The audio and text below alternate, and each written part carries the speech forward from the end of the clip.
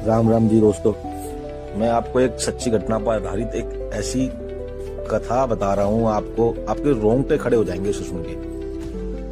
मैं जानता हूँ कि अगर आपने ये पूरी, हो सकता है थोड़ी लंबी हो जाए बताने में, लेकिन आपने पूरी कथा सुन ली ना, आप जय श्री राम बोले या जय श्री राम लिखे नहीं रह पाओगे, मुझे इतना पता है। और हो भी सकता है कि आपकी आंखों से आंसू भी आ जाए।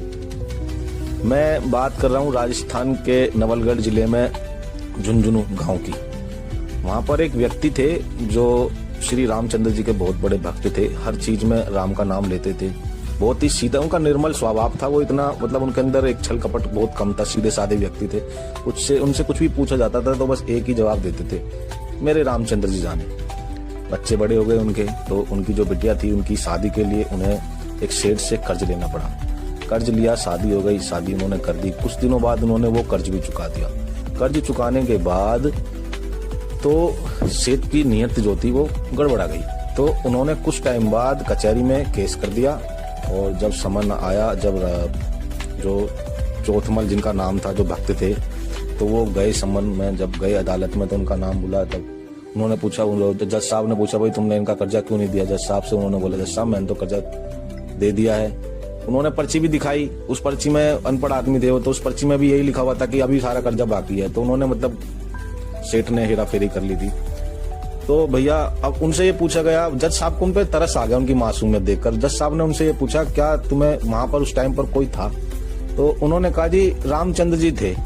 जज साहब ने बोला, रामचंद्र जी कौन है, कहाँ है? जी गाँव में रहते हैं। मतलब ऐसे क्या वो गाँव में ही रहते हैं? तो उन्होंने कह दिया, जी हाँ वो गाँव में ही रहते हैं, वो तो सब जगह है।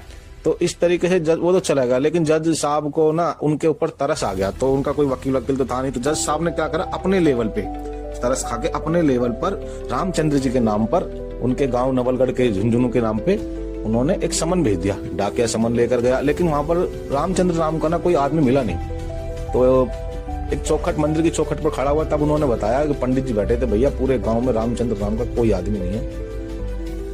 आप जिसकी बात कर रहे हो वो आदमी चौथमल हमारे गांव में ही रहता है। और वो जिनका नाम ले रहा था रामचंद्र, वो किसी आदमी का नाम नहीं ले रहा था, वो इनका नाम ले रहा था। मंदिर में जो श्री राम जी बैठे हैं। तो डाकिया शॉक्ट हो गया। तो उन्होंने क्या करा, हार तक के वो जो समन था वो वहीं रामचंद्र जी के चरणों में छोड़ दिया। डाकिया तो चला गया। पंडित जी ने वो समन पढ़ के श्री राम जी को बता दिया। तो श्री राम जी से जाकर पंडित जी ने बोला कि आपको भक्त की लाज बचाने के लिए जाना है।